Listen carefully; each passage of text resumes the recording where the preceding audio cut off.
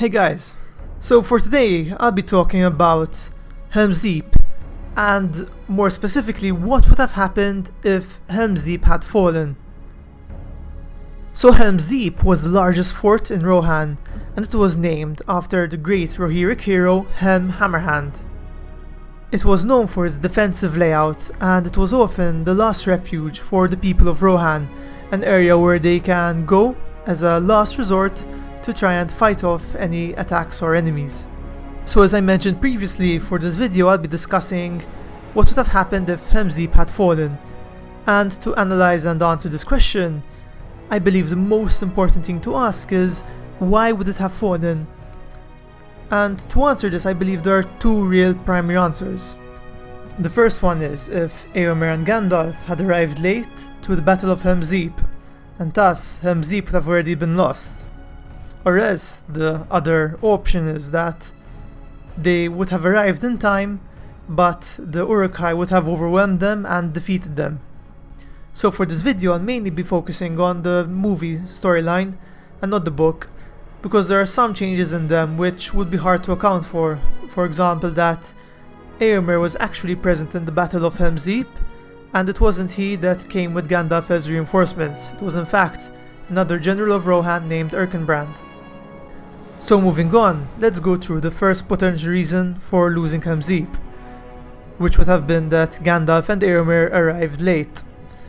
Now we'll be calling this A, and we'll divide it into further segments.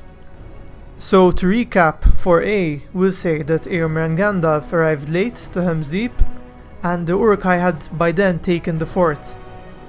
Now I don't think that Gandalf and Éomer would have tried to fight and take back the fort. It would have been too risky and they would have suffered too many losses to take it back. So I believe instead they would have retreated, and the large bulk of the army of Rohan along with Gandalf and Éomer would have survived. Now leaving Uruk-hai in Helm Deep might not seem such a very reasonable thing to do, but in fact it wouldn't have made much of a difference, because most of the Uruk-hai had died during the Battle of Helm Deep. They had suffered tremendous losses, and they weren't going to get any reinforcements because the Ents would have still destroyed Isengard. Thus any Uruk-hai that were left would have basically either have raided any nearby villages or stayed in the fort. If they did end up forming small raiding parties to raid these villages, I believe the Rohirrim would have fought them off and would have suffered some slight casualties, and thus a smaller Rohirric force would have reached Gondor, though there wouldn't have been a significant decrease in their numbers. So for option A, there are another two small differences that could have occurred. The first one is that, if you remember correctly, in the film, Aragorn, Theoden and the rest of the Rohirrim had tried to cleave a path through the Uruk-hai to survive and buy some time for their people. So the differences are either they succeeded in cleaving this path and they survived, or A2, which is that they didn't survive the attack. Now I think this is one of the biggest differences that there could be, and the effect they could have is quite vast. This is because if Aragorn and Theoden and the Rohirrim managed to cleave through, I don't think much of the story would have changed. They would still have reached Gondor, the army of dead would have still come, Aragorn would have become king, and it have still gone to the Black Gate, and rallied the forces of the West. The only difference would be that there would probably be less Rohirrim in the army of Rohan, but I think that didn't really change the course of the battle. That the Battle of Minas Tirith would still have been a victory for the forces of the West. However, for option A2, which is if Aragorn and co failed to cleave through, that would have much bigger changes to the story. Firstly, and most obviously, Aragorn and Theoden would have died, so there would never have been the army of the dead, which was really the winning chip in the Battle of Minas Tirith. So I think Minas Tirith would have fallen and been lost. Now if Minas Tirith was lost, Aragorn wouldn't have been able to rally the forces of the West to challenge Sauron, which effectively drew out Sauron's forces in the third film, and this helped make the journey of Frodo and Sam easier into Mordor, because there were less orcs roaming about. Thus, with option A2, I think there would have been an increased chance that Frodo and Sam get caught and the quest would have resulted in failure. Also for option A2, Éomer would have been crowned king instead of Theoden, though I think he would have acted in a similar manner. He would have still went to help Minas Tirith. So to wrap up point A, the most important thing is that the vast majority of the Rohirric army would have survived, and they would have then be able to fight off the remaining Uruk-hai of Saruman and eventually go to the aid of Gondor. Now let's explore option B, which is that Éomer and Gandalf would have arrived in time, yet during their attack they would have been overwhelmed and lost somehow. So this one obviously is a much worse option. You have all the important people are dead. A good majority of the Fellowship, Éomer, basically Éowyn would have been declared Queen of Rohan.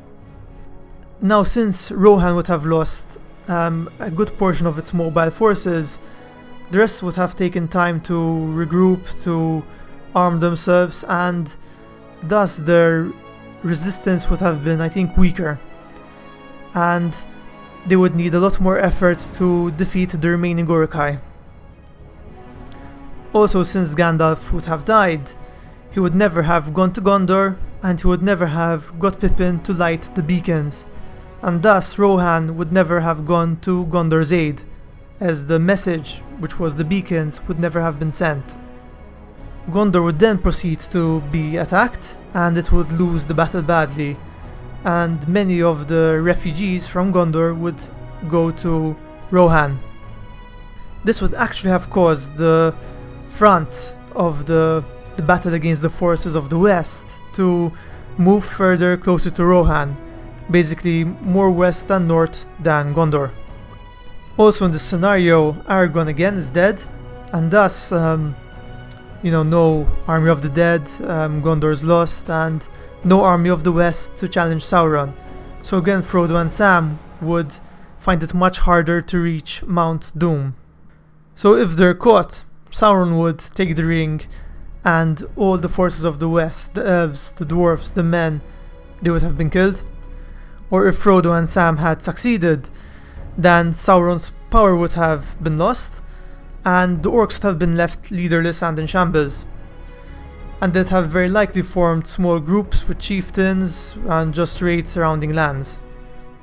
So this actually isn't too bad for the forces of the West, because they'd very likely have raided areas in the province of Gondor, any other regions which hadn't been attacked or hadn't been defeated. And thus the forces of Rohan and the refugees of Gondor would have time to rearm themselves, regroup, and form a strong army. And I believe this army would have eventually managed to repel and defeat any orcs that were left, because without Sauron's leadership and his power uniting them, they are significantly weaker. However, this doesn't take into account other forces that were under Sauron, the Men of Rune, the Haradrim, the Corsairs, as I think these would have moved north, and they would have occupied the lands of Gondor and made it their own.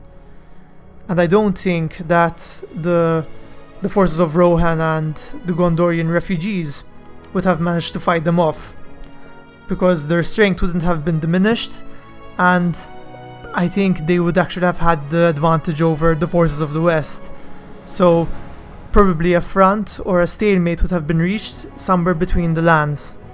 Thus I think that the people of Gondor would have eventually just resettled in Rohan, as Rohan would probably have managed to defend the area well, but it would have been many years until they could offer enough of a challenge to reclaim the lands of Gondor. Also in this scenario, Frodo and Sam would likely have perished on Mount Doom, as no eagles would have come to save them, and they had no food. And the only way I can see them escaping this is if they managed to reach the lands to the south of Mordor, which were controlled by They were controlled by Mordor, but Mordor used slaves to grow food for their army. So if Sam and Frodo managed to reach this area, they might have managed to resupply and make the journey home, though I doubt they would have managed.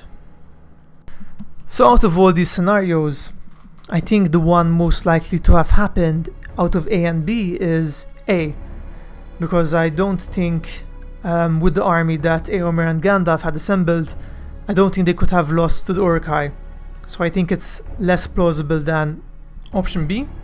And for option A, I'd have to go with A2 as being the most likely one, because there weren't many people left with Aragorn, Theoden and Rohan. You know, there were about 30 left, and I don't think it was plausible that they would have cleaved through all the Uruk-hai. I think eventually at least some of them would have died, and thus I think it is a lot more likely than all of them surviving and managing to get through the army of Uruk-hai.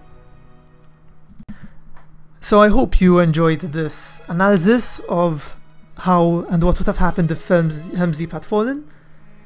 Now, this is a discussion, this is speculation, so if you think I missed out anything, if you think there's some point which I overlooked, which would have happened and occurred, and the effect it could have had, feel free to tell me, because it's really interesting, I think, to discuss these things and explore these options.